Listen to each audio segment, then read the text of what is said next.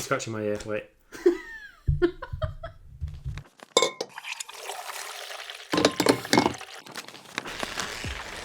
Hey guys, so this is Charlotte and Matt from TMM, and today we decided to do something a bit different. So we just realized that because every Saturday we do the same thing where we just choose a book, a topic, or anything really, and we just ramble about for like an hour with a coffee.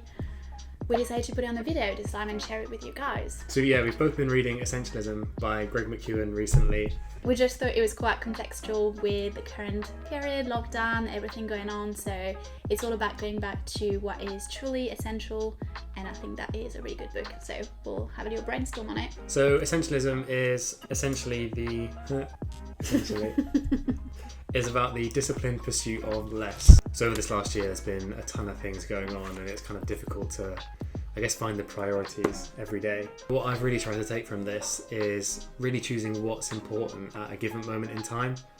For us, it kind of came at a period where around April, May, when the first lockdown came in, we decided to do a lot of projects, starting a new blog, a new project, a new brand, rather than trying to do 4 different projects in which you can give 25% of it. We kind of learned with this book that it's sometimes better to just choose one thing, but to give 100% in it. It's like that, as I mentioned, going 1 millimeter in a million different directions. Like if you think of how far you could go if you put all of your effort into going in one direction, whereas we spread ourselves so thinly that we think like, there's always like that new obsession, that new thing to try. It's like, I want to try baking, I want to try fitness, I want to try being more mindful, I want to try yoga. Like all good things, don't get me wrong. I mean, we've done a few of those things, but... We failed a few as well. Yeah. We were doing 25% effort in 4 different things. So I think for me, to start with, there's one chapter that was about, living by design rather than default. Well, like he says that it's all about, booking your own agenda before someone does it for you. So if you don't prioritize your life, then you can pretty be sure that the others will do. And I think for me, that was specifically true at work, or with my family as well. But if I don't set boundaries or if I don't block time beforehand, then I would have people choosing meetings in my agenda without really, bothering thinking if I might be busy, and that just breaks your flow and different activities. Don't forget to drink your coffee as well, it's going to get cold. True. And the example of the Twitter CEO, Jack Dorsey? Yeah. But he schedules each day to have a different theme, so... I think it was going even deeper. It was just for the different parts of the business. So Monday he would dedicate it to the marketing operations. Tuesdays would be all about business development, and Fridays was all about the company culture. So it's really setting blocks where he can focus on his energy and flow is just not disturbed. I've now started to have a work routine where on Monday I do a lot of admin, and I know that I don't call or don't really email or don't really do anything around that. And then people now know that Tuesday to Thursday are usually the top 3 days where I'm, constantly jumping from a call to another. I guess I try and do a similar thing, but instead of days of the week, I do times of the day.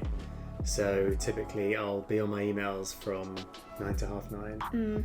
And instead of choosing a specific day, because I know it's unrealistic to be able to spend a full day off emails, it's usually I'm on my emails 9 to 9:30, but then I just completely close. And then I know from 9:30 until 12, I can really sort of focus on what I'm going to do. I guess that brings us to another point, which is the one of my favorite chapters about the graceful no. As a French person, I think I know how to say no quite quickly, quite straightforward. But I think for some other people, Me. You, very British, it's quite difficult. But the point is that he really explains how our society makes us want to say yes all the time. But how many times have we said, committing to a social event, but we kind of want to make the effort, but also don't really, and we end up saying something around the, I'll let you know, when truly, if we haven't said yes, it probably means that we just don't want to do it. I think setting those boundaries and saying no, even to the people closest to you, is something that's difficult, but by reading this, you realise how actually essential it is to say no to the people closest to you. Yeah. To be fair, I think it marked me more than you, because when we rambled about this, I was constantly talking about this chapter around play, and he describes play as an activity where it's not a means to an end, so you just do that just without really any goal. It's just for you to be with yourself. A bit like it's a mindfulness practice, I guess. Yeah. And he was just saying how important it is for adults to restore play in our daily lives. And I was just like, is it really realistic? Can we actually, use Play-Doh on a lunch break? What do adults do to play? But I do something weird where I put like a balloon with flour in it and I just kind of play with it like this just because it helps me relax, for example. At the start of lockdown, getting the Xbox out and downloading a new game and just being able to escape for an hour into a different world and just let your creative mind run free a bit. And I think the same thing, you can translate it to different areas. So like just making some sort of habit that you want to build, but turning it into some sort of playful challenge where you have to do something a day, just to make something a bit of a competition, a bit of play. That just gave me an idea. Yeah. Because we keep moaning about like out upstairs how wardrobe's being completely messy. We could do like, I don't know, just a game of just saying, okay, we set a timer. The game is to be the first one to empty all of its closet and to redo it in like 20 minutes. Except that I already lose because I've got like 60. You've got way more than me. Something that marked me in particular was, I guess, the difficulty of it sometimes. It's recognizing the realism of it, and where like you have to make trade-offs. There's going to be times where in order to really go after what you think is essential for you, that you have to actually give up other things, which come back to that question. I think I ask the question quite a lot every morning to myself, or even at different points in the day. I kind of just write what's important now as kind of a general rule that I try to live by every day. What do you want to do before bed? What is truly important now to finish now, so like you can go to bed and feel okay with it. And all the rest basically got moved to later in the week. And even some stuff I think are still on my list because I just decided it wasn't essential for now. And it'd be something for like later on. How many times I have like practice German on my list of things to do. Foam roll every and it's day, been there for like every day, every to-do list. And there's a point where I say, you know what, still haven't done it. It's not essential. I'll just like scrap it off for now. There's an angle as well in this book that makes it sound like essentialism is about being a bit selfish, and it's often seen as something negative. But I think it's just like, it is so important, and we need to like stop thinking that it's being selfish to say no to things, when realistically speaking, you'll be better at everything else if you say no and be selfish on different things. We need to stop seeing busy as a mark of importance. So like, someone busy doesn't mean that this person is doing really well. Like, oh yeah, how you doing? Oh, I'm good, super busy at the moment, but it's great.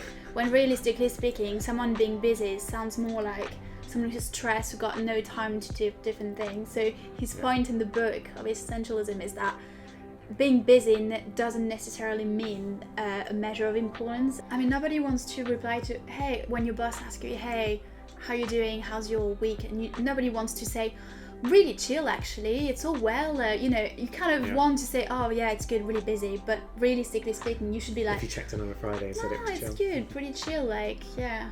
Yeah, so I guess to wrap up, living essentially is about focusing on what is exactly important to you right now, doing the things that will get you where you want to go, saying no to things that are going to take you further away, or things, people, activities. Which is a practice though. We know that like saying no is not something that is super easy, so it's an ongoing practice. We've got a little challenge for you for this coming week. So say no to one thing, two things? Let's say three. Three is nice. Say no to 3 things this week, and make sure that you spend this time gained to do something for yourself. Yeah. That you really want to do and achieve. Leave a comment, or you can find us on Instagram as well, the Mind Matters Club. _club. And we'd love to hear from you guys. See ya. Cheers.